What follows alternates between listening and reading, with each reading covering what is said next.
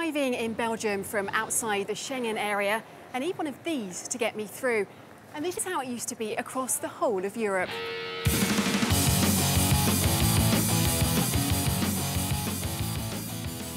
Before the creation of the Schengen area, borders between European countries were closed and often a chore to get through. But now, crossing the border between Luxembourg and France seems perfectly natural to us. With all the checks on documents, car searches and administrative procedures making things slow for citizens, it was sometimes difficult to feel truly European with so many obstacles to free movement. Schengen is now a landmark name. And it was this tiny village in Luxembourg that gave its name to the Schengen Agreement, when in 1985, France, Germany and the Benelux countries met together to bring about the end of their internal borders. But it wasn't until the 26th of March 1995, just 20 years ago, that the agreement came fully into force. The agreement was one of the first steps in formalising enhanced cooperation between member states and the European community outside of EU treaties. First, they had to overcome the opposition of several member states before they could bring about their ambitious plans for the free movement of peoples.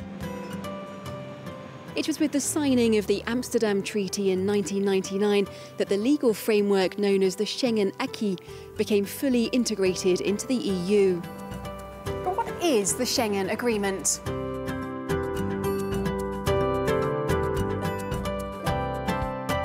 Well, its purpose is to do away with border controls and these rather lovely hats here. And it reinforces cooperation between the police, the judicial and customs authorities in the countries who've signed the agreement. It also paves the way for the countries to work jointly on strengthening their external borders. Today, 22 out of the 28 EU member states are part of the Schengen area, together with some non-EU countries such as Norway, Iceland and Switzerland. Some countries have special advantages. This is true for Denmark. The Danish can choose to apply or not for any new measures. And the United Kingdom and Ireland, not formally part of the Schengen area, can still participate in certain provisions of the Schengen Acquis, as can Bulgaria, the Cyprus Republic, Croatia and Romania. One of the tools for strengthening police cooperation is the Schengen Information System, or SIS2.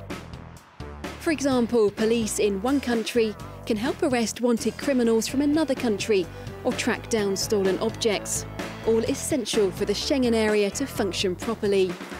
So do member countries have to have their borders open all of the time?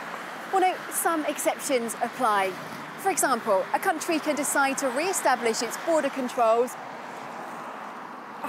for reasons of national security or public order, as France did in the summer of 1995, when it was faced with a series of terrorist attacks. And since October 2013, it's been possible to reinstate border controls for a maximum duration of 24 months in exceptional circumstances. That is, when controls at the external border of the Schengen area can no longer be guaranteed.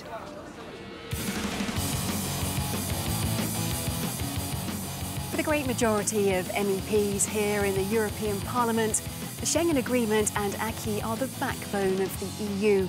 Freedom of movement is seen as one of the fundamental freedoms.